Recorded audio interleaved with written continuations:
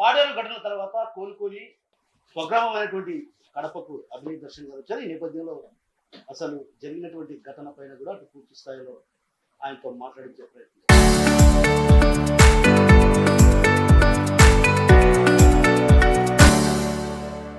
నమస్తే అభినయ్ దర్శన్.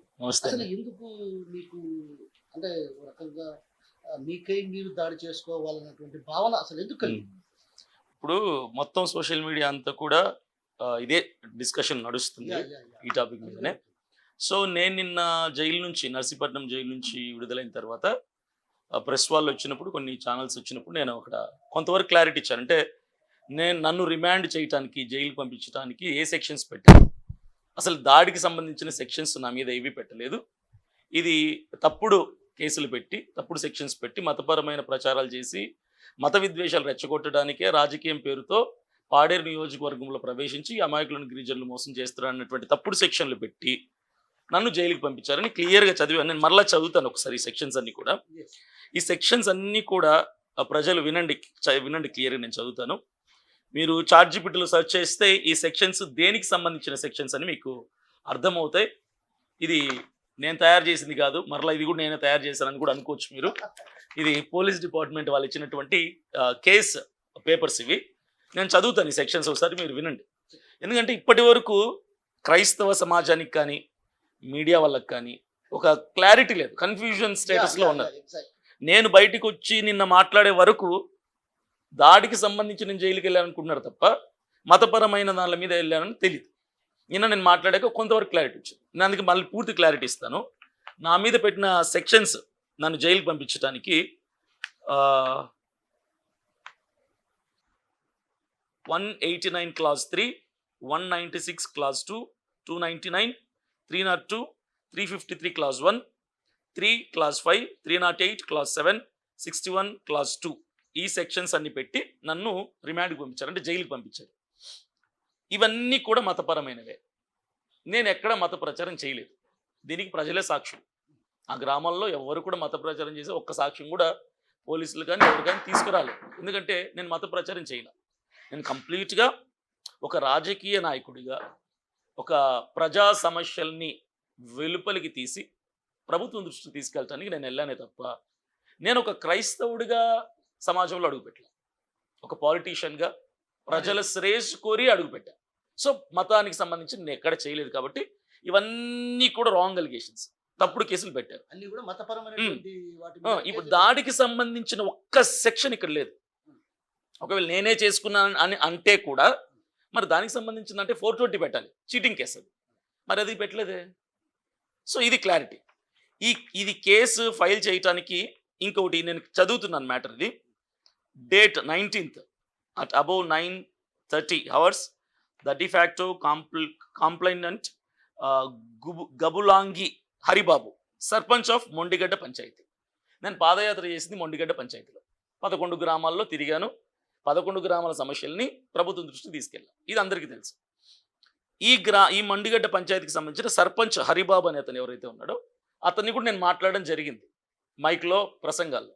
సర్పంచ్ గారు ఏం చేస్తున్నారు ఈ సమస్యలు పట్టించుకోకుండా అని. సో నా మీద ఆయన కాస్త గ్రడ్జ్ పెట్టుకున్నాడు. ఈ అవకాశం దొరకటంతో పోలీసులని ఈయన సంప్రదించాడా, పోలీసులు ఈయనని సంప్రదించారు మనకు తెలియదు. మొత్తానికి కంప్లైంట్ ఇచ్చింది మొండిగడ్డ పంచాయతీ సర్పంచ్ అయినటువంటి హరిబాబు అన్న అతను ఈ కంప్లైంట్ రైజ్ చేశాడు నా మీద. ఈ కంప్లైంట్ ఏమని ఇచ్చాడంటే, appeared before the show GK Veedi police station and lodged a written report stating that A1 to A8, ఇది వినండి, accused 1 to accused 8 along with associates were residing at Neeru Totapalam village under the guise of religious propagation and political activity. A1 నుంచి A8 వరకు అంటే 8 మంది ఎవరైతే మా నిందితులు ఉన్నామో అందరం కూడా నీరు తోటపాలెంలో కొద్ది రోజులుగా ఉంటూ అక్కడ రిలీజియస్ ప్రాపగేషన్ చేశామంట. పొలిటికల్ పేర్లతో, రాజకీయపరమైన పేర్లతో మేము పోయి మతపరమైనటువంటి విద్వేషాలని రెచ్చగొట్టామని చెప్పి ఇది కేసు. అది the complainant alleged that the accused persons were moving in surrounding tribal villages including Kondapalli, Kothavada, Gudivada nearby hamlets collecting money in the name of Christianity. ఎవరు డబ్బులు కలెక్ట్ చేశాం, మతపరమైనటువంటి చిచ్చు పెడుతూ గ్రామాల్లోకి వెళ్ళి ప్రజల్లోకి వెళ్ళి భయపెట్టి భయభ్రాంతులను చేసి వాళ్ళ దగ్గర డబ్బులు వసూలు చేశాము. ఎవరు? అక్యూజ్డ్ 1 నుంచి అక్యూజ్డ్ 8 వరకు మేము 8 మంది కూడా నీరుతోటపాలెంలో ఉంటూ చుట్టుపక్కల గ్రామాలకు వెళ్ళి ఆ గ్రామాల్లో జనాల దగ్గర డబ్బులు వసూలు చేసాం భయపెట్టి. క్రిస్టియానిటీ పేరు మీద ఇది తప్పుడు మతం పేరిట డబ్బులు వసూలు చేసాం. మేకింగ్ ప్రొవకేటివ్ స్పీచెస్ అంటే రెచ్చగొట్టే ప్రసంగాలు చేస్తూ, insulting beliefs of other religions అంటే ఇతరుల మతాలని కించపరిచే విధమైన ప్రసంగాలు చేస్తూ, వ్యాఖ్యలు చేస్తూ, spreading rumours and creating hatred among different communities, మతాల మధ్య వర్గాల మధ్య చిచ్చులు పెట్టే విధంగా నేను ప్రసంగాలు చేసి వ్యాఖ్యలు చేసి disturbing communal harmony and public peace in the tribal area, గిరిజనుల ప్రాంతాల్లో నేను చిచ్చు పెట్టాను. ఇది కేసు. నేను అది చెప్తాను, నేను క్లారిటీ ఇస్తాను. దీని మీద నన్ను అరెస్ట్ చేశారు. ఇష్యూ ఏంటి? అసలు జరిగింది ఏంటి? అదే చెప్తా. జరిగింది ఏంటి? దాడి. ఎవరి మీద దాడి? అభినయ్ దర్శన్ మీద దాడి, నా మీద దాడి. ఈ దాడిలో ఆర్థిక నష్టం, ఆస్తి నష్టం, ప్రాణ నష్టం, ఆరోగ్య నష్టం, పరువు నష్టం, 5 నష్టాలు జరిగింది. ఎవరికి అంటే అభినయ్ దర్శన్కి కారు పోయింది, కారు నష్టం, ఆర్థిక నష్టం. రెండోది ఆరోగ్య నష్టం, గాయాలైంది నాకే. గాయాలైంది యాక్టింగ్ కాదు, ఎవడో కోడి రక్తము కాకి రక్తం అంటున్నాడు. ఇప్పటికీ నాకు లెఫ్ట్ థై మీద స్టిచెస్ ఉన్నాయి, అవి ఇంకా తీయలేదు. చేతికి గాయాలున్నాయి, కడుపుకి గాయాలున్నాయి, రైట్ సైడ్ తొడకు గాయాలున్నాయి, ఇక్కడ ఇంక గాయాలున్నాయి. ఇవన్నీ గాయాలు నిజం, దాడి నిజం, కారద్దాలు పగిలిపోయింది నిజం, నేను హాస్పిటల్కి తీసుకెళ్ళింది నిజం, అక్కడ జనాలు ఏడ్చింది నిజం, ట్రీట్మెంట్ జరిగింది నిజం, ఆ నొప్పి భరించింది కూడా నిజం, ఇప్పటికీ జైలుకు పోయి బయటకు వచ్చింది నిజం. ఇవన్నీ నిజాలే, ఇందులో ఎక్కడ యాక్టింగ్ లేదు. ఇది వెరీ క్లియర్. ఇప్పటికి నా ఒంటి మీద గాయాలు ఉన్నాయి, దానికి సంబంధించిన గుర్తులు కూడా ఉన్నాయి, దానికి సంబంధించిన కుట్లు కూడా ఇంకా తీల. ఇవన్నీ నిజాలే. సో ఇక్కడ బాధితుడు ఎవరు అంటే అభినయ్ దర్శన్. నష్టమైంది ఎవరికి? అభినయ్ దర్శన్కి. ఆరోగ్యం పోయింది ఎవరికి? అభినయ్ దర్శన్కి. జైలుకి వెళ్ళింది ఎవరు? అభినయ్ దర్శన్. ఇక్కడ టోటల్ కాన్సన్ట్రేషన్ దేని మీదకి వెళ్ళింది? దాడి జరిగింది. ఇప్పుడు ప్రజలు కానీ, డిపార్ట్మెంట్ వాళ్ళు కానీ, మీకులాగా విలేకరులు కానీ, క్రైస్తవ సమాజం కానీ ఈ దాడి బయట వాళ్ళు చేశారా, అభినయ్ దర్శన్తో ఉన్న వాళ్ళే చేసుకున్నారా అన్నది ప్రజెంట్ ఇష్యూ. నేనేమంటానంటే దాడి జరిగినప్పుడు ఈ దాడికి సంబంధించిన సెక్షన్లు కానీ, దాడికి సంబంధించిన ఇష్యూ కానీ రైజ్ చేయకుండా ఈ మతానికి సంబంధించినవి తప్పుడు అలిగేషన్స్ కేసు ఎందుకు ఫైల్ చేశారు? ఇది నా ప్రశ్న. నేను అది క్లారిటీ ఇస్తాను, మీకై మీరు క్లారిటీ తీసుకోకూడదు. నేను చెప్పిన తర్వాత ఇప్పుడు బిర్యానీ నా ముందుంది, చూసి మీరు వెళ్ళిపోయారు. అభినయ్ దర్శన్ బిర్యానీ తిన్నాడని మీరు చెప్పకూడదు. ముందు బిర్యానీ ఉంది, తిన్నాడో లేదో నాకు తెలియదని చెప్పాలి. ఉంది కాబట్టి తినుంటాడు, అది మీ ఇమాజినేషన్. ఇప్పుడు మీరు మాట్లాడేది కూడా ఇమాజినేషన్. దాడి చేసుకున్నాడు, ఇమాజినేషన్. మీరు దాడి చేసుకున్నాడు అన్నప్పుడు ప్రూఫ్ కావాలి నాకు, ఓకేనా? ఇప్పుడు నేనేమంటానంటే బాధితుడిని నేను, దాడి జరిగింది ఎక్కడ, ఎవరు చేశారు, దీనికి నేను చెప్తా. ఆల్రెడీ కేసు ఫైల్ అయింది, కోర్టులో వాదోపవాదాలు జరుగుతున్నాయి. రేపు నేను వాయిదాకి వెళ్ళాలి నర్సీపట్నం కోర్టులో. దాడి చేసింది బయట వాళ్ళు చేశారు. కంప్లీట్గా నేను వెరీ క్లియర్గా చెప్తున్నా, ఐఎమ్ వెరీ క్లియర్. దాడి అటాక్ అనేది నాకు బయట వాళ్ళ నుంచి జరిగింది. I'm very clearly telling in front of the camera, in front of media, attacked by some other persons. నా మీద అటాక్ చేశారు. ఎందుకంటే అభినయ్ దర్శన్ పిచ్చోడు కాదు. ఎందుకంటే నేను ఒక హార్ట్ పేషెంట్ అయి ఉండి నేను ప్రతిరోజు ఆస్ప్రిన్ 75 mg టాబ్లెట్ వేసుకుంటాను. హార్ట్ పేషెంట్స్ కానీ, షుగర్ పేషెంట్స్ కానీ, డయాబెటిక్ ఎవరు ఉంటే వాళ్ళకి తెలుస్తుంది. ఆస్ప్రిన్ అనే టాబ్లెట్ ఏంటంటే బ్లడ్ థిన్నర్ టాబ్లెట్ అంటారు దాన్ని, అంటే రక్తాన్ని పల్చం చేసే టాబ్లెట్. నాలాంటి ఈ టాబ్లెట్ వాడే వాళ్ళకి చిన్న దోమ కరిస్తే కూడా బ్లడ్ ఆగదు, ఇలా పట్టుకుంటే ఒక 2 minutes అప్పుడు ఆగుతుంది, దోమ కరిస్తే కూడా. ఇది మా బాడీ తత్వం. నేనే కాదు, ఆస్ప్రిన్ టాబ్లెట్ వేసుకున్న అందరి బాడీ తత్వం అట్లా ఉంటుంది. ఇప్పుడు పాలెం అనేటువంటి ఒక గ్రామం చాలా అడవి ప్రాంతంలో, మారుమూల ప్రాంతంలో ఉంటుంది. నియర్ బై హాస్పిటల్స్ ఉండవు, మెయిన్లీ హాస్పిటల్స్ ఉండవు అక్కడ. ఎమర్జెన్సీ ట్రీట్మెంట్ కూడా చేయడానికి అందుబాటులో ఉండదు. ఇప్పుడు అలాంటి పరిస్థితుల్లో, అలాంటి గ్రామంలో, కుగ్రామంలో నేను హార్ట్ పేషెంట్ అని తెలిసి, నాకు రక్తం ఆగదని తెలిసి ఈ దాడి నేను చేయించుకోవడానికి, అంటే ప్రాణంకి తెగించి దాడి చేయించుకుంటే నాకేమొస్తుంది? అంటే మీరు ఒక అభినవ అంబేద్కర్ కావాలనో, సరే, అంబేద్కర్ కావాలనో, నెహ్రూ కావాలనో, మహాత్మా గాంధీ కావాలనో, లేదంటే ఖర్చు పెట్టు నోటు మీద నా ఫోటో రావాలనో ఏదైనా కానీ నేను బతికుండాలి కదా. ఇప్పుడు దాడి హైవే మీద చేసుకున్నాను అనుకో, నేను ఒకటి చెప్తానండి, హైవే మీద చేసుకున్నాను అనుకో సర్రమని హాస్పిటల్కి వెళ్ళిపోవచ్చు, అరగంటలో వెళ్ళిపోతాం 50 కిలోమీటర్లైనా. రోడ్లు సరిగా లేని ప్రాంతంలో, అడవి ప్రాంతంలో, కనీసం హాస్పిటల్ ఫస్ట్ ఎయిడ్ చేయడానికి వసతి లేని ప్రాంతంలో దాడిని ఎందుకు ప్లాన్ చేసుకుంటాను? ప్లాన్ చేసుకునేవన్నీ అయితే పర్ఫెక్ట్గా ప్లాన్ చేస్తా. ఎక్కడ హైవేలోనో, జనాలు తిరిగే ఏరియాలోనో, లేదా నియర్ బై ఏదైనా పెద్ద కార్పొరేట్ హాస్పిటల్ ఉన్నట్లు ఏరియాలోనో ప్లాన్ చేస్తా. దాడే కదా, అక్కడ జరిగితే నమ్ముతారా? హైవేలో జరిగితే నమ్మరా? లేదా విజయవాడకు పోయేటప్పుడు జరిగితే నమ్మరా? వైజాగ్ పోయేటప్పుడు జరిగితే నమ్మరా? నేను ప్లాన్ చేసుకుంటే పర్ఫెక్ట్గా ప్లాన్ చేస్తా కదా, తుకడా బొకడాగా ఎందుకు ప్లాన్ చేస్తా?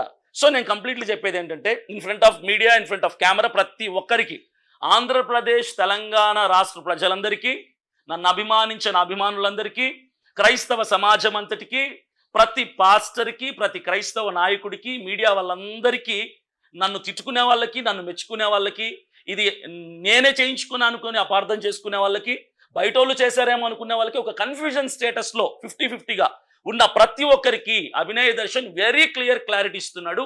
ఈ దాడి బయట వాళ్ళ నుంచి నా మీద జరిగిందే తప్ప నేను కానీ చేసుకున్నది కాదు. Very clearly telling that this attack was happened by some other strangers.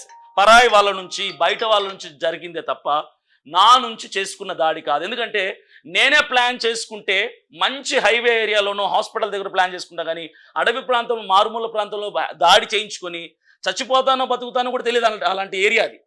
హాస్పిటల్కి కూడా అందుబాటులో లేనటువంటి నేను అక్కడ నుంచి బయటపడి వైజాగ్ వెళ్తే తప్ప నాకు ట్రీట్మెంట్ ఉండదు. నీరుతోటపాలెం నుంచి వైజాగ్ వెళ్ళాలంటే it will take 3.5 hours time from Neerutotapalem to Vizag KGH hospital. It will take 3.5 hours. అది కూడా అంబులెన్స్లో వెళ్తే 3.5 గంట ప్రయాణాలు పడితే నేను బతుకుతాను చచ్చిపోతానా బ్లడ్ ఫ్లోటింగ్ ఆకుంటే? ఇవన్నీ నేను ఆలోచించకుండా దాడి ప్లాన్ చేసుకుంటప్పుడు ఇంత మూర్ఖంగా ఎందుకు ప్లాన్ చేసుకుంటా? అంత తెలివి తక్కువగా. కానీ అభినయ్ దర్శన్కు చెయ్యికి గాయం లేదు, కానీ చెయ్యికి గాయం చూపించబట్టారా? చెయ్యికి గాయం లేదంటారు. గాయం లేదంటే ఇప్పుడు నేను చూపిస్తాను. నేను మీకు అయిపోయిన తర్వాత చూపిస్తాను గాయాలు. ఇక్కడ ఇంకా 2 కుట్లు ఉన్నాయి, తీయలేదు. ఇక్కడ గాయం ఉంది, కడుపుకు గాయం అయింది, క్లియర్ అయింది. ఇక్కడ గాయం కనపడుతుందా? ఇక్కడ ఎక్కువ గాయాలు ఉన్నాయి, ఇక్కడ ఎక్కువ బ్లడ్ ఫ్లోట్ అయింది, ఇక్కడ నుంచి ఎక్కువ బ్లడ్ ఫ్లోట్ అయింది. ఇక్కడ నుంచి అయితే దాదాపుగా ఒక 1/2 లీటర్ బ్లడ్ పోయి ఉంటుంది తొడ దగ్గర నుంచి. మీరు చూసుంటారు వీడియోలో. ఇవన్నీ గాయాలు నేను మీకు చూపిస్తాను. ఇప్పుడు నేను క్లియర్గా చెప్తున్నా, ఈ దాడి బయట వ్యక్తుల నుంచి జరిగింది. నేనే కనుక చేసుకోవాలనుకుంటుంటే, నా ప్లాన్ అయి ఉంటే, పక్కాగా ఇంకా ప్రీ ప్లాన్డ్గా మంచి హైవే ఏరియాలో, జనాలు ఎక్కువ తిరిగే ఏరియాలో, అసలు దొరకలేనటువంటి ప్రాంతంలో చేసి ఉంటాను. నేను as a cinema director, as a cinema ఆర్టిస్ట్గా నేను ఇంకా మంచిగా ప్లాన్ చేసి ఉంటాను. నేను ప్లాన్ చేయలేదు కాబట్టే అడవిలో జరిగింది అంటున్నాను. సరే అభినయ్ దర్శన్ గారు, మీరు అనేది ఓకే, దాన్ని నేను కాదంటాను. కొంత ఏదైతే దీనికి ఒక ప్రీ ప్లాన్ డ్రామా జరిగింది అభినయ్ దర్శన్ అంటున్నారు.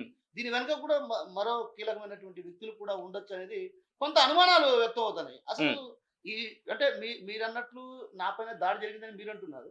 బయట సభ్య సమాజం ఏమనుకుంటుందంటే అభినయ్ దర్శన్ తనకై తను దాడి చేసుకొని డ్రామా ప్లే చేశాడు అనేది కొంత మీరు చూశారు కదా ఇటీవల కాలంలో సోషల్ మీడియాలో. అన్న నేను ఒకటి చెప్తాను, ప్రతి ఇన్సిడెంట్ జరిగినప్పుడు ఇరు వర్గాలు ఉంటాయి.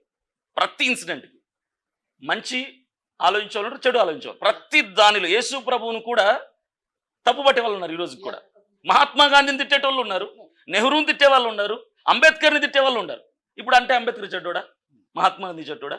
ఇప్పుడు కనీసం అంటే ఒక 10 లక్షల మంది మహాత్మా గాంధీని తిడతారు, కానీ వాడు ఖర్చు పెట్టిన నోటి మీద ఆయన ఫోటో ఉంటుంది, కానీ వాడు తిడతాడు. ఇప్పుడు ఆయన చెడ్డోడా? కాదు కదా. మంచోడనే వాళ్ళు ఉన్నారు, మహాత్మా గాంధీ గారిని చెడ్డోడనే వాళ్ళు ఉన్నారు. ఇప్పుడు అభినయ్ దర్శన్ని 100 మంది మంచోడు అనాల్సిన అవసరం లేనే లేదు. అసలు 50 మంది నమ్మితే చాలు, 50 మంది నమ్మకపోయినా నమ్మించాల్సిన అవసరం నాకు లేదు. ఎందుకంటే నేను నమ్మించడానికి లేను ఇక్కడ. క్రైస్తవ సమాజం అందరికీ చెప్తున్నా, నేను ప్రతిదీ చెప్తున్నా. Very clear. మంచి ప్రశ్న అడిగారు మీరు. నేను చాలా క్లియర్గా చెప్తున్నాను. నేను ఒక పార్టీకి ఆంధ్రప్రదేశ్ రాష్ట్ర అధ్యక్షుడిగా పాదయాత్ర చేస్తున్నా. పార్టీలో లేకముందు ఇండివిజువల్గా నేను పాదయాత్ర చేశా. పాదయాత్ర చేయడానికి పార్టీనే పని లేదు, పార్టీ లేకుండా కూడా చేయొచ్చు. జనవరి 27వ తారీఖు నా పుట్టినరోజున పాదయాత్ర ప్రారంభించా. అరకు నియోజకవర్గం ఏదో మండలం నుంచి ప్రారంభించాం. అయితే ఇప్పుడు మార్చి 25వ తారీఖున పార్టీ బాధ్యతలు నాకు అప్పచెప్పారు భరోసా పార్టీ ఆంధ్రప్రదేశ్ రాష్ట్ర అధ్యక్షుడిగా. ఏప్రిల్ 23వ తారీఖు పాడేరు నియోజకవర్గంలో పార్టీ తరఫున పాదయాత్ర చేయడం ప్రారంభించారు. ఇక్కడ జనాలు గమనించండి, క్రైస్తవులు కూడా గమనించండి. ఇక్కడ నేను పాదయాత్ర మొదలుపెట్టింది సువార్థికుడిగా కాదు, పాస్టర్గా కాదు, క్రైస్తవ నాయకుడిగా కాదు. ఒక సమాజం పట్ల బాధ్యత గల పౌరుడిగా, ఒక పార్టీకి ఆంధ్రప్రదేశ్ రాష్ట్ర అధ్యక్షుడిగా నేను కులానికి మతానికి అతీతంగా పేదల సమస్యల్ని, అన్యాయానికి గురవుతున్నటువంటి ప్రజల సమస్యల్ని, వాళ్ళ మతం ఏదైనా కులం ఏదైనా వాళ్ళ సమస్యల్ని వెలికి తీసి ప్రభుత్వానికి తెలియజేయాలి, ప్రజలకి ఏదో నా వంతు ఏదో చేతనైన సాయం అందించాలి ప్రభుత్వం ద్వారా అన్నటువంటి ఉద్దేశంతో నేను వెళ్ళానే తప్ప నేను ఎక్కడా కూడా పాస్టర్గా పాదయాత్ర చేయలేదు. నేను ఎక్కడా కూడా క్రైస్తవ నాయకుడిగా పాదయాత్ర చేయలేదు. నేను ఒక సిటిజన్ ఆఫ్ ఇండియా, ఇండియన్ సిటిజన్గా, భారతీయ పౌరుడిగా నేను పాదయాత్ర చేపట్టాను. ఈ దాడికి క్రైస్తవ్యానికి ముడిపెట్టే ప్రయత్నం కొంతమంది చేస్తున్నారు, కానీ I'm very clearly saying that this attack was not related to any community. ఇది హిందువులకు కానీ, క్రిస్టియన్కి కానీ, ముస్లింకి కానీ సంబంధం లేనటువంటి ఒక ఇన్సిడెంట్, ఒక దాడి. దీనికి మతానికి ముడిపెట్టద్దు. దయచేసి నన్ను పాదయాత్రలో పాస్టర్గా ట్రీట్ చేయొద్దు. పాస్టర్ కాదు. అభినయ్ దర్శన్ ఒక మానవతావాదిగా, హ్యుమానిటీతో, మంచి విలువలతో, సమాజం పట్ల ఒక శ్రేయస్సు కోరిన వ్యక్తిగా నేను పాదయాత్ర చేపట్టాను. దీనికి క్రిస్టియానిటీకి, దీనికి పాస్టర్కి ముడిపెట్టి మాట్లాడద్దు అని దయచేసి నేను ఆర్టీవీ ద్వారా ప్రజలందరికీ మనం చేస్తున్నాను. అర్థం చేసుకోండి, అపార్థం చేసుకోవద్దు. ఇంకోటి అభినయ్ దర్శన్ గారు, పాస్టర్లు కూడా ఏదో మేము మంచి అనుకున్నాం అభినయ్ దర్శన్ అట్లా ఇట్లా, ఇప్పుడు ఆ పాస్టర్లు కూడా మాట్లాడుతున్నటువంటి తీరుని బట్టి చూస్తే, అంటే ఇప్పుడు ఎవరైతే పాస్టర్లు మంచోడు అనుకున్నాం ఇప్పుడు చెడ్డోడు అనే వాళ్ళు ఎవరైతే ఉన్నారో, నాకు డైరెక్ట్గా ఎవరన్నారో నాకు తెలీదు. అంటే వాళ్ళ ఇంట్లో ఆస్తి ఏమన్నా కబ్జా చేశానా, వాళ్ళ ల్యాండ్లు ఏమన్నా కబ్జా చేశానా, అంటే వాళ్ళ భార్యల మెడలో చైన్లు ఏమన్నా చైన్ స్నాచింగ్ చేశానా, లేదంటే వాళ్ళ పిల్లల పుస్తకాలు దొంగలించానా, లేదంటే వాళ్ళ మీద చెడ్డ వీడియోలు ఏమైనా పెట్టానా, లేదంటే వాళ్ళకి ఏమన్నా ఇండైరెక్ట్గా వాళ్ళకి సంబంధించినవి ఏమైనా కాజేశానా? ఎవడైతే అభినయ్ దర్శన్ నమ్మాం, ఇలా చేస్తాడనుకోలేదు అన్న వాళ్ళకి ఒకటే ప్రశ్న, నా మీద రేప్ కేసు ఉందా, మర్డర్ చేశానా, దోపిడీ చేశానా, కబ్జా చేశానా, దౌర్జన్యం చేశానా, డ్రగ్స్ అమ్మానా, లేదంటే ఫోక్సో కేసులో నేను ఇరుక్కున్నానా? అభినయ్ దర్శన్ వల్ల ఈరోజు ఒక్కరంటే ఒక్కరైనా మేము నష్టపోయాం, మేము అభినయ్ దర్శన్ నమ్మి మోసపోయాం, మేము అభినయ్ దర్శన్ చుట్టూ తిరిగి దెబ్బతిన్నాం, మాకు అభినయ్ దర్శను పరువు తీశాడు అని ఒక్కరైనా సోషల్ మీడియాకి వచ్చి నా మీద వ్యతిరేకంగా మాట్లాడారా? ఎందుకు అభినయ్ దర్శన్ మా పరువు తీశాడు, అభినయ్ దర్శన్ ఇలాంటోడు అనుకోలేదు, అలాంటోడు అనుకోలేదు? నేను జైల్లో ఉన్నప్పుడు ఒకటి ఆలోచించాను. జైలుకి సమాజానికి మధ్యలో గోడ ఉంటుంది. గోడకి అవతలు ఉన్నోళ్ళు దొంగలే, గోడకి యువతలు ఉన్నోళ్ళు దొంగలే. యువతలు ఉన్నోళ్ళు దొరికిపోయారు, అవతల ఉన్నోళ్ళు ఇంకా దొరకల. దొరికితే ఇటువైపే వచ్చేస్తారు. అందరూ దొంగలే. ఇప్పుడు నేను కూడా దొంగగా లోపలికి వెళ్ళా. ఎలాగెళ్ళాను? ఖైదీ బట్టలతో వెళ్ళా, ముద్దాయిగా వెళ్ళా. ముద్దాయికి ఖైదీకి చాలా తేడా ఉంటుంది. There is lot of difference between criminal and చాలా తేడా ఉంటుంది. ముద్దాయి అంటే ఎవరు? నేరం ఆరోపించబడినవాడు. ఖైదీ అంటే ఎవడు? నేరం నిర్ధారించబడినవాడు. ఇప్పుడు నేను ఖైదీని కాదు, ముద్దాయిని. నా మీద పోలీసు వాళ్ళు కేసు పెట్టారు, పెట్టని, అది వాళ్ళ స్వాతంత్రం. వాళ్ళ కేసు నేను కాదంటే హియరింగ్ వస్తుంది, ఆర్గ్యుమెంట్స్ ఉంటాయి, మా తరపున లాయర్ మా ఎవిడెన్స్లతో మాట్లాడతారు, పోలీస్ డిపార్ట్మెంట్ వాళ్ళు పీపీ ద్వారా వాళ్ళ ఎవిడెన్స్లు చూపిస్తారు. ఏంటి అభినయ్ దర్శన్ చేశాడా? తొందరపడిన కోడి తోలుగుడు పెట్టిందంట, అది ఆమ్లెట్కి పనికిరాదు, పిల్లకి పనికిరాదు. ఇప్పుడు మీడియా వాళ్ళు కావచ్చు, క్రైస్తవ నాయకులు కావచ్చు, కొంతమంది క్రైస్తవ పాస్టర్లు కావచ్చు, తొందరపడేసి అభినయ్ దర్శన్ లాంటి అనుకోవాలా, డ్రామా ఆడాడు, కమల్ హాసన్ సూపర్ స్టార్ అని అనవసరంగా ₹1 ఇచ్చినంత పబ్లిసిటీ నన్ను తీసుకొచ్చి పెట్టేశారు. ఈరోజు ప్రపంచవ్యాప్తంగా ఫేమస్ అయిపోయాను. నేను ఎవరికి డబ్బులు ఇలా ఫేమస్ చేయమని. మీరే దాడి అన్నారు, మీరే దాడి కాదన్నారు, మీరే డ్రామా అన్నారు, మీరే చెడ్డోడు అంటున్నారు, మీరే క్రైస్తవ సమాజాన్ని మోసం చేశా అంటున్నారు. నేను ఎవరిని మోసం చేయాల. నేను ఒకటే చెప్తున్నా, నా వల్ల మోసపోయిన వాళ్ళని ఒక్కరిని కెమెరా ముందు తీసుకొచ్చి అభినయ్ దర్శన్ నన్ను మోసం చేసాడు ఒక్కటి చెప్పించండి, ఉరి శిక్షకైనా నేను సిద్ధం. ఎవరు మోసపోయారు సార్ నా వల్ల? ఎవరు నష్టపోయారు? అదే చెప్తున్నా నేను. ఓపెన్ ఛాలెంజ్, మంచి పాయింట్లు అడుగుతున్నారన్న మీరు. ఆర్టీవీ ద్వారా మీడియా మిత్రులందరినీ నేను గౌరవిస్తాను, మీ మీద నాకు ఎలాంటి కోపం లేదు. మీకు అందిన వార్తల వరకు మీరు వేశారు. నేను ఆర్టీవీ ద్వారా క్రైస్తవ సమాజంలో నా మీద ఆరోపణలు చేసిన పాస్టర్లు కావచ్చు, క్రైస్తవ నాయకులు కావచ్చు, ఇతరేతర వ్యక్తులు కావచ్చు, ఇతర సోషల్ మీడియా ఇన్ఫ్లుయెన్సర్లు కావచ్చు, మీ అందరికీ లైఫ్ టైం ఓపెన్ ఛాలెంజ్ నేను ఇస్తున్నా. ధైర్యం ఉంటే తీసుకొని నిరూపించండి. ఒకటి, అభినయ్ దర్శన్ 3 పెళ్లిళ్ళు చేసుకున్నాడు యా అని అంటున్నారు. అవును. అభినయ్ దర్శన్ ఇప్పుడు కడపలో ఉన్నాడు. కడపలో ఎక్కడున్నారన్న మీరు? నేను కడపలో ఉన్నాను. ఎక్కడున్నారు? అభినయ్ దర్శన్ ఇంట్లో ఉన్నారు కదా ఇంట్లోనే ఉన్నాను. కదా అభినయ్ దర్శన్ ఇంట్లో కడపలో ఇంటర్వ్యూ జరుగుతుంది. ఇదే కడపలో మావిడ పేరు సుష్మా. మావిడ నాకు 2 కూతుర్లు, నా ఫ్యామిలీతో నేను కలిసి ఉన్నాను. అక్కడి నుంచి ఇప్పుడు ఫ్రెష్ అప్ అయి మా చెల్లి వాళ్ళ ఇంటికి వచ్చాను ఇంటర్వ్యూ కోసం. నా భార్య బిడ్డలతో నేను కలిసి ఉన్నా. మళ్ళీ ఎన్నో భార్య అంటారేమో, నా భార్య రా బాబు. చట్టపరంగా దైవుని సన్నిధిలో సమాజం పట్ల సాక్షుల మధ్యలో జరిగిన పెళ్లి, సుష్మాతో నాకు జరిగిన వివాహం, నా భార్య, నేను, నా 2 కూతుర్లు చాలా హ్యాపీగా, చాలా పీస్ఫుల్గా, చాలా అన్యోన్యంగా, అనురాగంగా, సంతోషంగా మేము బతుకుతున్నాం. ఇప్పుడు నా భార్య బిడ్డలతోనే ఉన్నా. అక్కడి నుంచి ఇంటర్వ్యూకి వచ్చాను. ఇప్పుడు కడపలోనే ఉన్నాను నేను. నాకు 3 పెళ్ళిళ్ళు అయినాయని, 3 భార్యలు ఉన్నారని ఎవరైనా నిరూపిస్తే, మీరు నాకు ఉరిశిక్ష వేస్తే నేను తలదించుకుంటా. నిరూపిస్తే నేను నడి రోడ్డు మీద బట్టలు ఉడదీసుకొని నగ్నంగా తిరుగుతా. మీరు నిరూపిస్తే ₹1,00,00,000 మీకు ప్రైజ్ మనీ ఇస్తా. రెండోది, అభినయ్ దర్శన్ మీద క్రిమినల్ కేసులు ఉన్నాయి అంటున్నారు. క్రిమినల్ కేసులు ఉన్నాయి అని ఎవరైనా ప్రూవ్ చేస్తే మరలా ఇవే ఛాలెంజే. నడి రోడ్డు మీద బట్టలు తీసుకుని నగ్నంగా తిరుగుతా, ₹1,00,00,000 విరాళంగా ఇస్తా. మీరు నాకు ఉరిశిక్ష ఇస్తే తలదించుకొని సబ్మిట్ చేసుకుంటా. గతంలో నా మీద ఫ్యామిలీ ఇష్యూస్ అందరికీ ఉంటాయి. ప్రతి కుటుంబంలో వివాదాలు ఉంటాయి భార్యాభర్తల మధ్య. మాకు ఉన్నాయి. నాది ప్రేమ పెళ్ళే. కొన్ని పరిస్థితులను బట్టి గొడవలు వచ్చాయి. కేసు వరకు వెళ్ళింది. కేసు క్లియర్ అయిపోయింది. డిస్పోజల్ అయిపోయిన కేసుల్ని క్రిమినల్ కేసులు ఉన్నాయి పనికిమాలిన మాటలు మాట్లాడడం వల్ల ఉపయోగం లేదు. నా మీద క్రిమినల్ కేసులు ఏమీ లేవు. ఒకటే ఒక కేసు ఉంది. అది మా భార్యాభర్తలకు సంబంధించిన పర్సనల్ లైఫ్కి సంబంధించిన కేసు. అది కొట్టివేయబడింది. డిస్పోజల్ అయిపోయిన కేసు అది. ఇప్పుడు నా మీద ఏదైనా కేసు ఉంది అంటే ఒకే ఒకటి, అది కూడా తప్పుడు కేసు. చింతపల్లిలో పోలీసు వాళ్ళు నా మీద పెట్టినటువంటి రాంగ్ అలిగేషన్ కేసు తప్ప అభినయ్ దర్శన్ మీద ఒక్క కేసు కూడా లేదు. అమ్మా అనిత గారు, హోమ్ మినిస్టర్ అనిత గారు, మీరంటే నాకు చాలా గౌరవం మేడం. మిమ్మల్ని మేము గౌరవిస్తాము. మీరు చాలా ప్రజలకి మంచి చేస్తారు. మీరంటే నిజంగా నాకు గౌరవమే. మీరు ఒక వీడియోలో మాట్లాడుతూ వీడెవడో కడప నుంచి వచ్చి పాడేరులో చేస్తారంట పాదయాత్ర అంటున్నారు. ఏంటి మేడం, మీరు రాజకీయ నాయకులై ఉండి, హోమ్ మినిస్టర్ స్థాయిలో ఉండి, ఒక పార్టీలో, అంత పెద్ద టీడీపీ పార్టీలో మీరు ఒక ఉన్నత స్థానంలో ఉండి అలా ఎలా మాట్లాడతారు మేడం? నేను కడపకి అధ్యక్షుడిని కాదు, ఆంధ్రప్రదేశ్ రాష్ట్ర అధ్యక్షుడిని. మీరు మర్చిపోయినట్టున్నారు బహుశా మాట. ఆంధ్రప్రదేశ్ రాష్ట్ర అధ్యక్షుడు అంటే ఆంధ్రప్రదేశ్లో ఆ మూలన తిరగచ్చు, ఈ మూలన తిరగచ్చు. మీ పాయకరావుపేటలో కూడా పాదయాత్ర చేయొచ్చు మేడం. నేను వస్తాను అక్కడికి కూడా. దయచేసి నన్ను తప్పుగా అనుకోద్దంటే మిమ్మల్ని నేను కించపరచడం లేదు. మీరంటే నాకు చాలా గౌరవం. సో ఆంధ్రప్రదేశ్ రాష్ట్ర అధ్యక్షుడిగా ఆంధ్రప్రదేశ్లో 4 వైపుల నలుమూలల ఎక్కడైనా పాదయాత్ర చేసుకునే హక్కు నాకుంది.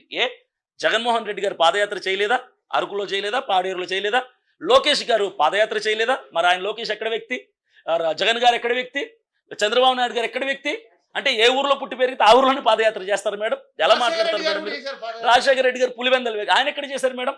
ఒక ఆంధ్రప్రదేశ్ రాష్ట్ర అధ్యక్షుడు అయినప్పుడు ఆంధ్రప్రదేశ్లో ఎక్కడైనా పాదయాత్ర చేయొచ్చు. మీరు అలా మాట్లాడడం సబబు కాదు మేడం. అర్థం చేసుకోండి. మీకు తెలియకపోతే అర్థం చేసుకోండి. రెండవది, వీడెవడో క్రిమినల్ కేసులు ఉన్నాయి వీడి మీద. క్రిమినల్ కేసులు లేవు మేడం నా మీద. నిరూపించండి. మీరే కదా పోలీస్ డిపార్ట్మెంట్కి అంత పెద్ద. నా మీద క్రిమినల్ కేసులు ఏమంటే ప్రూవ్ చేయండి.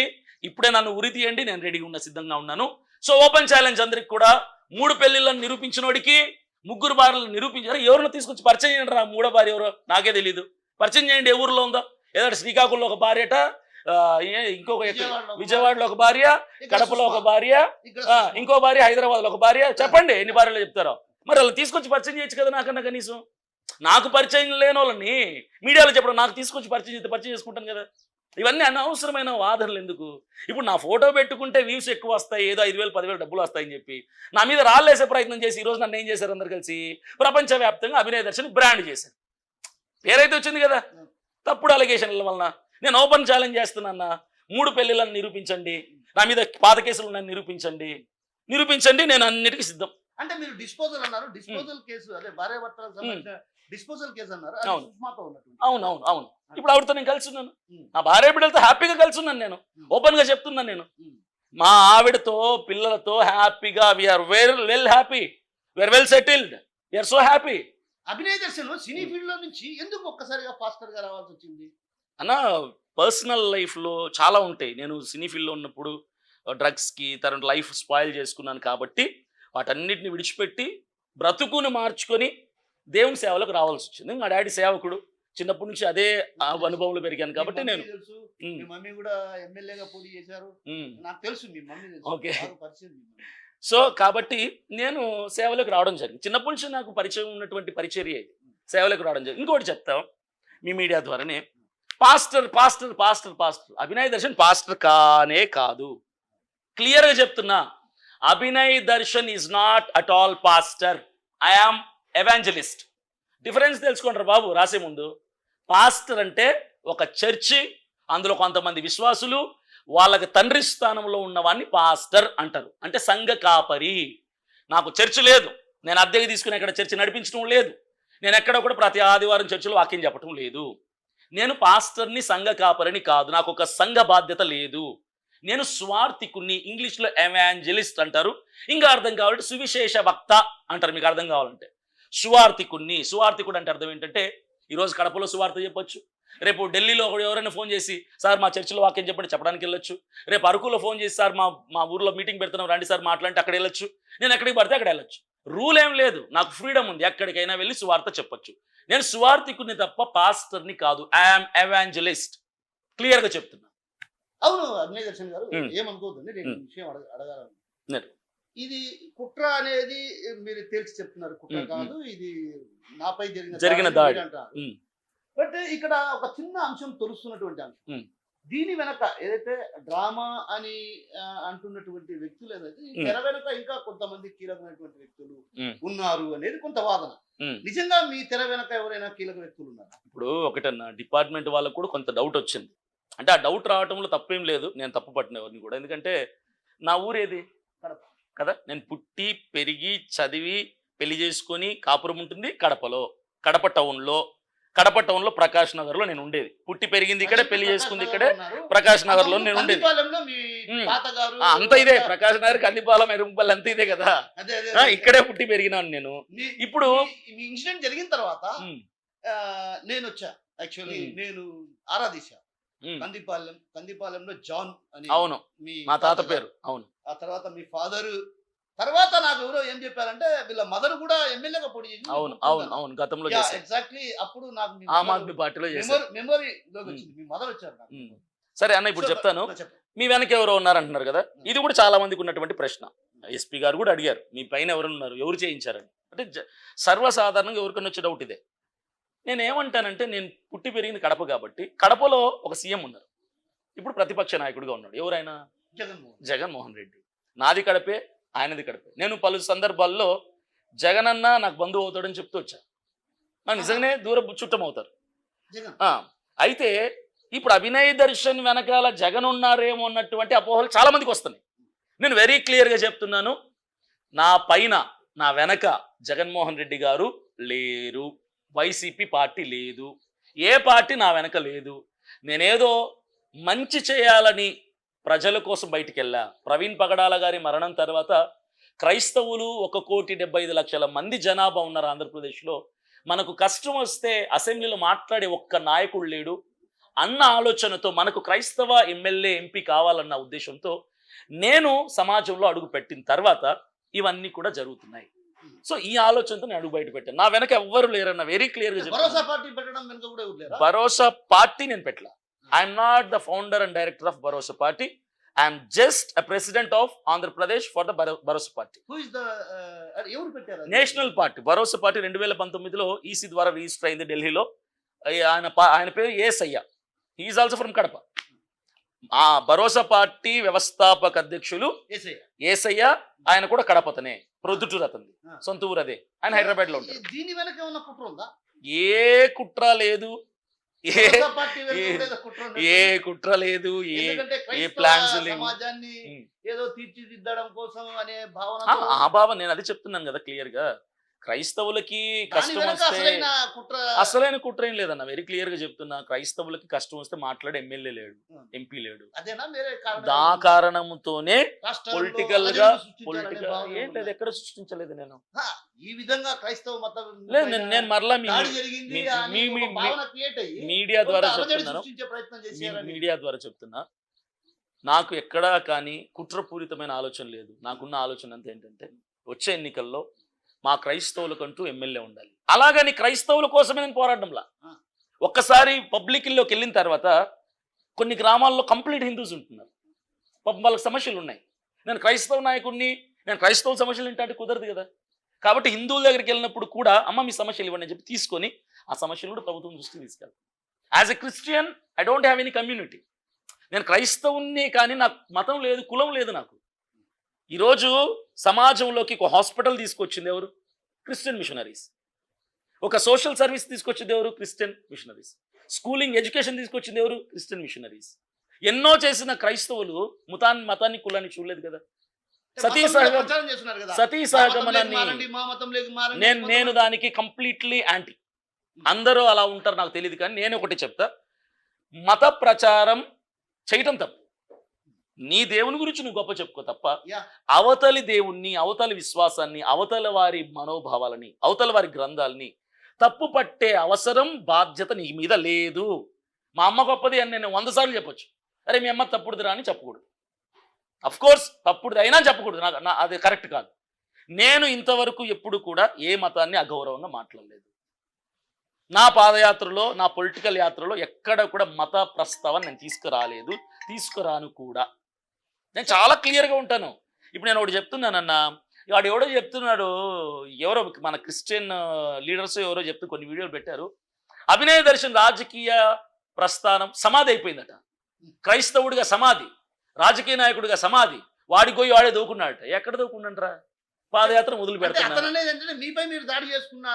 కాదు కాదు, ఇక రాజకీయ చరిత్ర అయిపోయింది అంటున్నారు. పాడేరు నియోజకవర్గంలో వందలాది జనం ఎప్పుడు వస్తారన్నా, ఇప్పుడు మొదలు పెడదాం పాదయాత్ర అని వెయిట్ చేస్తున్నారు. ఇప్పటికీ వెయిట్ చేస్తున్నారు.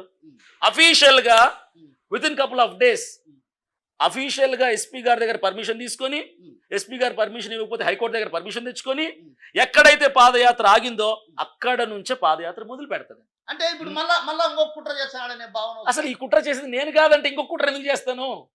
ఇప్పుడు మీరు పాదయాత్ర అక్కడే మొదలు పెడతారు. మళ్ళీ జనాల్లోకి ఏమో అనిపిస్తుంది అంటే మళ్ళీ ఏదో కుట్ర జరగబోతుంది. ఏ జనము? ప్రవీణ్ పగడాల హత్య జరిగిన తర్వాత నేను ఇప్పుడు అభినయ్ దర్శన్ పై దాడి జరిగితే అది రాష్ట్ర వ్యాప్తంగా కొంత అలజడులు సృష్టించాలి, క్రైస్తవ మతంలో విద్వేషాలు రెచ్చగొట్టాలని నేను ఒకటే చెప్తాను క్లియర్ గా. నేను బతికి సాధించాలనుకున్నా తప్ప చచ్చి సాధించాలనుకోవటం లేదు.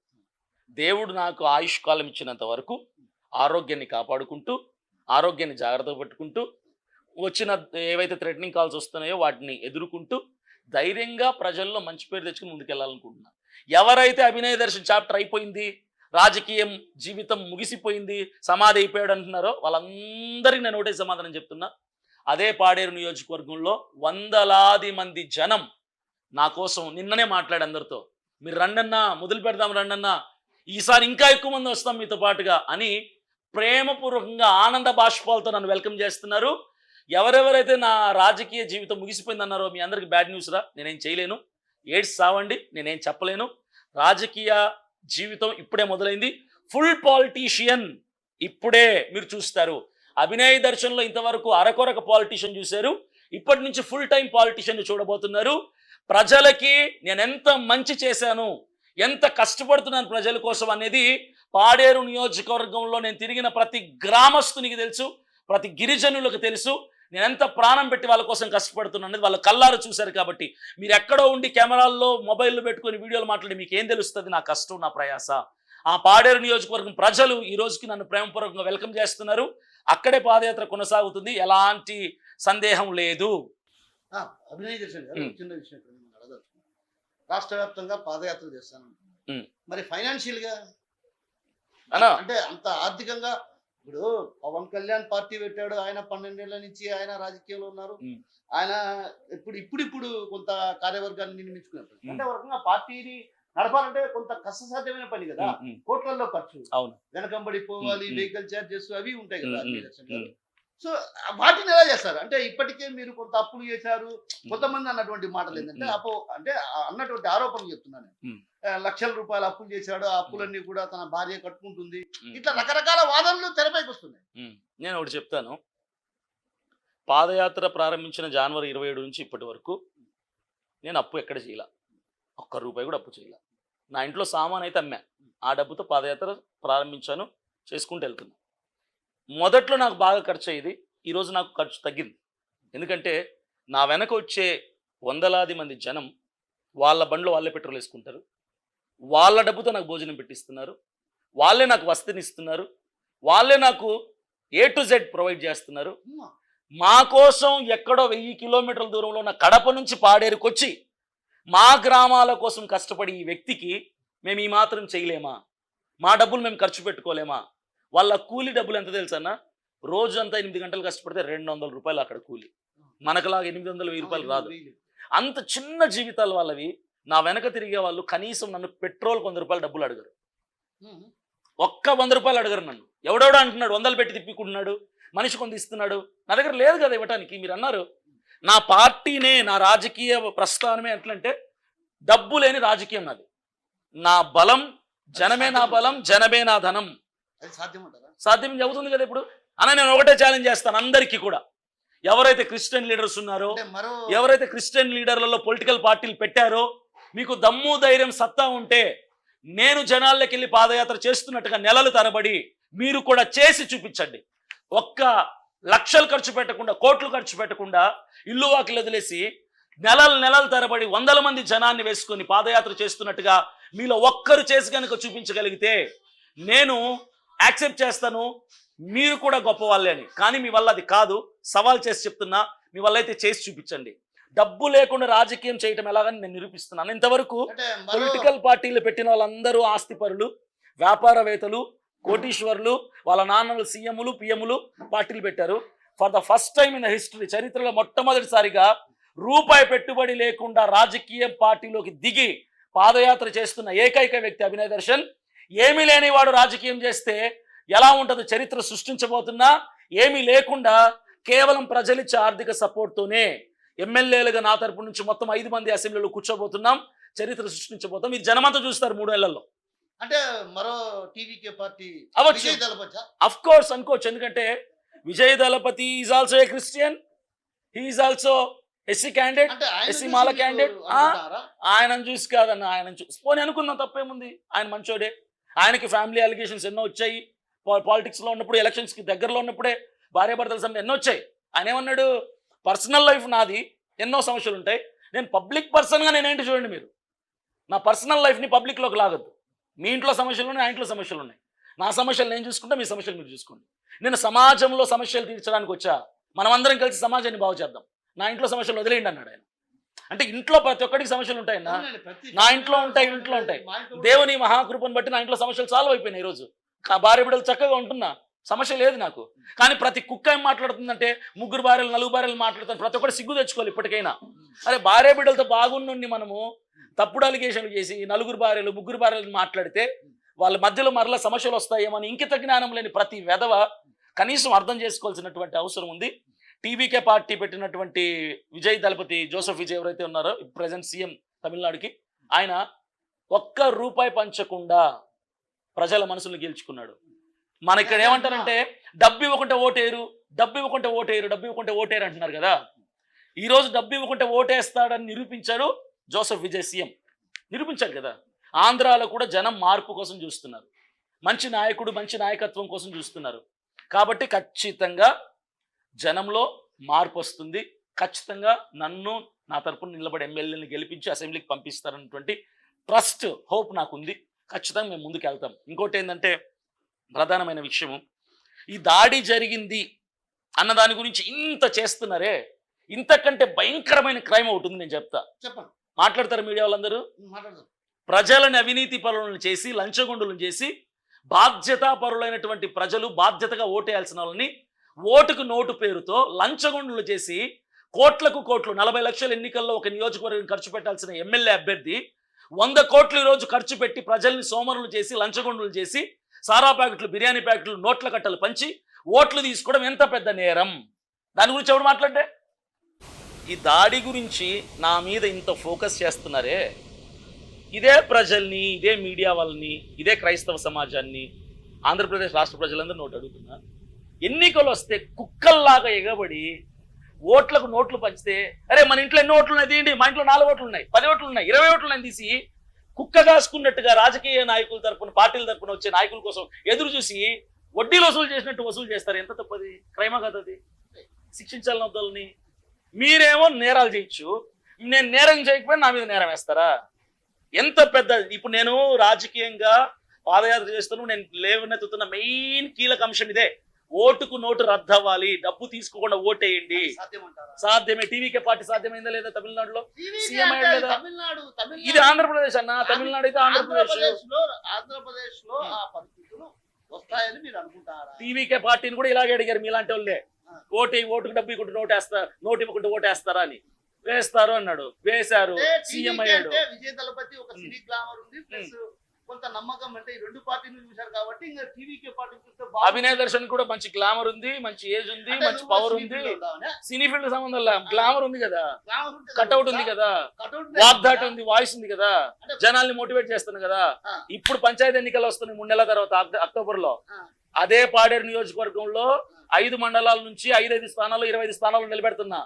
25 స్థానాల్లో నేను గెలిపించుకోకపోతే నా పేరు అభినయ్ దర్శన్ కాదు, ₹1 పంచకుండా. పార్టీ నుంచి రాదు, ఖచ్చితంగా ఖచ్చితంగా రూపాయి పంచకుండా, మరలా ఛాలెంజ్ చేస్తున్నా, రూపాయి పంచకుండా 25 స్థానాల్లో గెలిపించి చూపిస్తాను, చరిత్ర సృష్టిస్తాను చెప్తున్నా కదా. ఈ రోజు నా మీద తప్పుగా మాట్లాడినా, మంచిగా మాట్లాడినా, ఆరోపణలు వేసినా, నిందలేసినా, వీడు మోసగాడన్నా, ఏదైనా నేను ఒకటి చెప్తున్నా, నేను పాదయాత్ర చేస్తున్న నియోజకవర్గం ప్రజలు నన్ను నమ్మారు, వాళ్ళ మనసులు నేను గెలుచుకున్నా. వచ్చే లోకల్ ఎన్నికల్లో, పంచాయతీ ఎన్నికల్లో మేము పోటీ చేస్తున్నాం 25 స్థానాల్లో. అదే పాడేరు నియోజకవర్గం 25 స్థానాల్లో రూపాయి పంచకుండా ఓటుకి నేను గెలిపించుకోబోతున్నా. ఇది నా సవాల్, ఛాలెంజ్. ఇది చివరిగా ఒక విషయం అడుగుతాను. సినీ ఫీల్డ్ లో ఉన్నప్పుడు అమ్మాయిల్ని ట్రాప్ చేసేవాడు, ఒక రకంగా అభినయ్ దర్శన్ క్యారెక్టర్ మంచిది కాదు, అసల్టేషన్ చేసుకున్నటువంటి కనిపిస్తారు. నిజమేనా? సినీ ఫీల్డ్ లో ఉన్నప్పుడు అమ్మాయిలు నన్ను ట్రాప్ చేశారు, అందంగా ఉంటాను నిన్న అమ్మాయిలు ఇదేం తప్ప? నిజం, సీరియస్లీ. అమ్మాయిలు నా చుట్టూ తిరిగాళ్ళు అంత మరి అట్లే ఉన్నా కదా. మరి 3 పెళ్లిలేనే కూడా నిజం చెప్పుకోవచ్చు కదా. మరి 3వ వారిని ఎక్కడ తీసుకురండి, పరిచయం చేయండి, నాకైతే తెలియదు. మరి నేను అందుకే ఛాలెంజ్ చేశాను, నేను మీరు కూడా తీసుకోండి ఛాలెంజ్, ₹1 ఇస్తాను. మరి నా భార్య బిడ్డలు చల్లగా ఉన్నారు ఏసీలో, నా భార్య బిడ్డలు చల్లగా ఉన్నారు, మీరు 3 పెళ్లి అంటున్నారు, ఎక్కడ ఉన్నాడు తీసుకురండి అంటున్నా నేను. ఇంతకంటే ఛాలెంజ్ చేసినోడు ఎవడు ఉంటాడు చెప్పండి? తీసుకురండి, తీసుకొచ్చి డైరెక్ట్ నా భార్య ముందు నిలిచిపెట్టండి, నా భార్య బిడ్డల ముందు. ఇదే అమ్మా మీ నాన్న 3 పెళ్లిళ్ళు, ఇదిగో అమ్మ మీ ఆయన 3 పెళ్లిళ్ళు, భార్యలు ఇల్లే అని చెప్పి తీసుకొచ్చి నిలబెట్టండి. ఆ భార్య బిడ్డలతో ఉన్నా అని హ్యాపీగా చెప్తున్నా కదా. Open challenge. సినీ ఫీల్డ్ లో ఉన్నప్పుడు నేను ఎవరిని ట్రాప్ చేయలేదు, నా చుట్టూ అమ్మాయిలు తిరిగేవాళ్ళు, నా కారులో తిరిగేవాళ్ళు, వాళ్ళే నన్ను తిప్పుకున్నారు అంతే. మరి నన్ను ఇష్టపడ్డారు, నా మీద ఇష్టంతో. నేనెవరు చుట్టూ తిరగలేదు, వాళ్ళు నా మీద ఇష్టంతో అభిమానంతో తిరిగారు. సినీ ఫీల్డ్ లో ఉన్నప్పుడు అది వేరు. సినీ ఫీల్డ్ లో ఉన్నప్పుడు మరి ఎవరు ఎందుకు ఇష్టపడతారో మనకు తెలియదు కదా. వాళ్ళు నన్ను ఇష్టపడ్డారు, నా చుట్టూ తిరిగారు, నేను కాదండి. నా అభిమానాన్ని ఎవరు తోసేస్తారు చెప్పండి? సినీ ఫీల్డ్ లో ఉన్నప్పుడు జరిగింది అది. ఇప్పుడేంటి? ప్రస్తుతం నా జీవితం ప్రజలకు అంకితం, క్రైస్తవ సమాజంకి, ప్రజలకి నా జీవితాన్ని అంకితం చేసుకుని పేదల పక్షపాతిగా అభినయ్ దర్శన్ ఓటుకు నోటు రద్దు చేయాలి అన్న నినాదంతో నిజాయితీగా ప్రజల్ని డబ్బుకు కొనుక్కోకుండా, లంచగొండలు చేయకుండా, ఎన్నికల్లో నిజాయితీగా బాధ్యతగా వాళ్ళతో ఓటేయించి, ఓటు హక్కు ఉన్నా కూడా ఓటు లేని వాళ్ళకి ఓటు ఇప్పించి, వాళ్ళ ద్వారా ఓట్లు వేయించి, నేను నా ద్వారా ఇంకా 4 ఎమ్మెల్యేలు, మొత్తం 5 మంది ఎమ్మెల్యేలను అసెంబ్లీలో కూర్చోబెట్టాలన్నటువంటి దీక్ష, ధ్యేయంతో, ఆశయంతో ఉంటారు. ఒకటే చెప్తున్నాను, ఇతరత్ర అంశాలు కావచ్చు, ఆ తర్వాత జరిగినటువంటి పరిణామాలు, మీడియా స్వయంగా దాడి చేసుకున్నారన్నది కొంత పోలీసులకు ఆధారాలు లభ్యమయ్యాయి కాబట్టి మీడియా ఛానల్స్ కూడా దాన్నే చూపించడం జరిగింది. ఆ తర్వాత మీడియా ఏమంటున్నారంటే కేసు అయితే నా మీద దాడి పెట్టినటువంటి కేసు పెట్టలేదు, మతపరమైనటువంటి కేసు పెట్టారంటున్నారు. సో భవిష్యత్తును ఎలా ఎదుర్కోబోతున్నారు, ఏంటి అసలు పూర్తి క్లారిటీ? సో వెరీ క్లియర్ గా చెప్తున్నాను, మరొకసారి క్లియర్ గా కంక్లూజన్ ఇస్తున్నాను. నేను ఆంధ్రప్రదేశ్ రాష్ట్ర ప్రజలందరికీ, కన్ఫ్యూజన్ లో ఉన్న క్రైస్తవ సమాజానికి, క్రిస్టియన్ పాస్టర్స్ కి, క్రిస్టియన్ లీడర్స్ కి, మీడియా మిత్రులందరికీ, నన్ను ద్వేషించే వాళ్ళకి, నన్ను ప్రేమించే వాళ్ళకి, నా అభిమానులకి, నా శత్రువులందరికీ ఒకటే క్లారిటీ ఇస్తున్నా. జరిగిన దాడి నిజమే, ఇది నేనే ప్లాన్ చేసుకుని ఉంటే అసలు ఈ ప్లేస్ లో చేసేవాడిని కాదు, వేరే మంచి హాస్పిటల్ దగ్గర ఉన్న ప్లేస్ లో చేసేవాడిని. ఇది నేను చేయలేదు, ఒక స్ట్రేంజర్స్ ద్వారా, తెలియని వ్యక్తుల ద్వారా జరిగిన దాడి.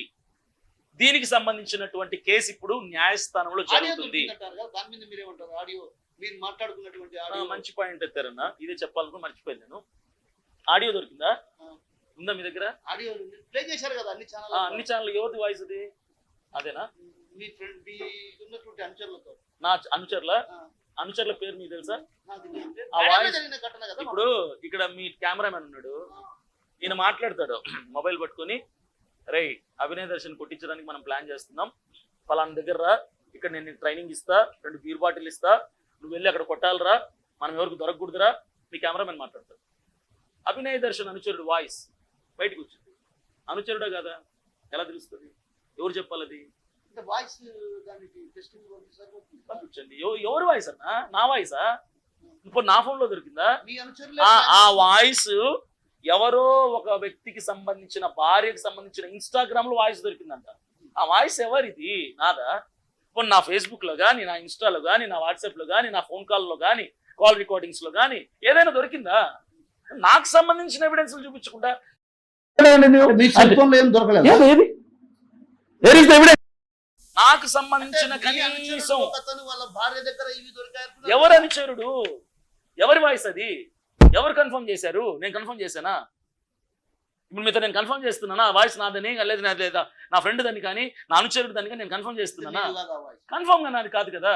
నా వాయిస్ పట్ల మిమిక్రీ చేస్తాను నేను. మీ అనుచరుడు కూడా కాదు. ఒక రకంగా మీరు సినీ ఆర్టిస్ట్ కాబట్టి మిమిక్రీ కూడా చేయొచ్చు అన్నా. ఒకటన్నా, మీరు ఆయన కెమెరామెన్ కాబట్టి బాహుబలి సినిమా తీస్తాడంటే ఎలా ఉంటుంది? కామెడీ ఉంటుంది కదా. కాబట్టి నేను కూడా అంతే. మిమిక్రీలు చేయాల్సినంత కర్మ నాకు లేదు. నేనే ప్లాన్ చేసుకుని ఉంటే నిజంగా అద్భుతంగా ప్లాన్ చేసి ఉండేవాడిని. నిజంగా నాకు అలాంటి ఆలోచన ఉంటే లేదు కాబట్టి నేను చేయలేను. సో వాయిస్ ఎవరిది? నాది కాదు. క్లారిటీ ఇస్తున్నా, అందరికీ క్లారిటీ ఇస్తున్నా. ఆ వాయిస్ నాది కాదు. నాకు సంబంధించిన కాల్ రికార్డింగ్స్ ఏమీ లేవు, నాకు సంబంధించిన మెసేజ్లు ఏమీ లేవు. అసలు నా ఫోన్లో ఏమీ బయటికి తెలియదు, ఇంతవరకు ప్రూఫ్లు ఏమీ దొరకలేదు నా ఫోన్లో కూడా. ఏదో వాయిస్ రికార్డింగ్ వచ్చింది, ఆ వాయిస్ ఎవరిదో నాకు తెలియదు. అయితే నేను ఒకటే క్లియర్గా చెప్తున్నాను, నేను ఎవరి మీద నేరం వేయటం లేదు. నన్ను అరెస్ట్ చేయడానికి కేవలం మతపరమైనటువంటి కేసులు పెట్టి అరెస్ట్ చేశారు, దాడికి సంబంధించింది కాదు. 420 కేసు పెట్టలేదు.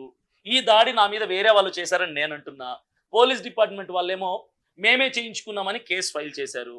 సో నిజాలు నిర్ధారణ జరగాల్సింది, నిరూపించబడాల్సింది న్యాయస్థానంలో.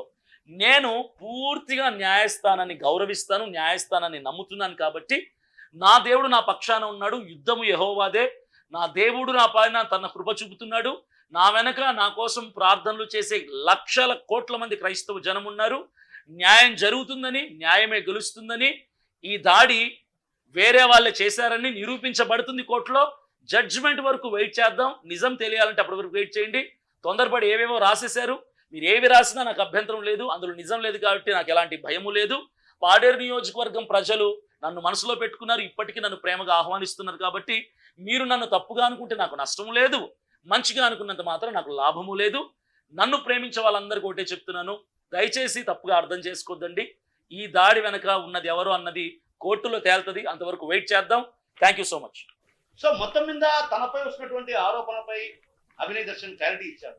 3 పిల్లల వ్యవహారం కావచ్చు, తనపై ఉన్నటువంటి క్రిమినల్ కేసులు ఏవైతే ఉన్నాయో వాటిని ఎవరైతే నిరూపిస్తే ₹1 లెక్కించి వారు ఏ శిక్ష వేస్తే ఆ శిక్ష నేను సిద్ధంగా ఉంది.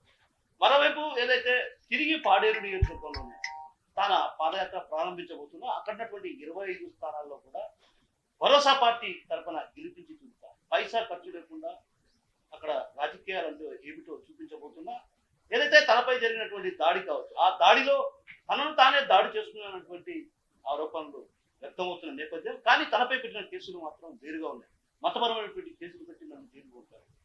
న్యాయస్థానం ముందు ఖచ్చితంగా నిజాలు నిరూపించబడతాయి. అప్పుడు అభినయ్ దర్శన్ ఏంటో బయటపడే అవకాశం ఉంటుందంటూ కూడా మనతో పాటు అభినయ్ దర్శన్ కెమెరా పర్సన్ రాముతో షోర్ RTV కడప నుంచి.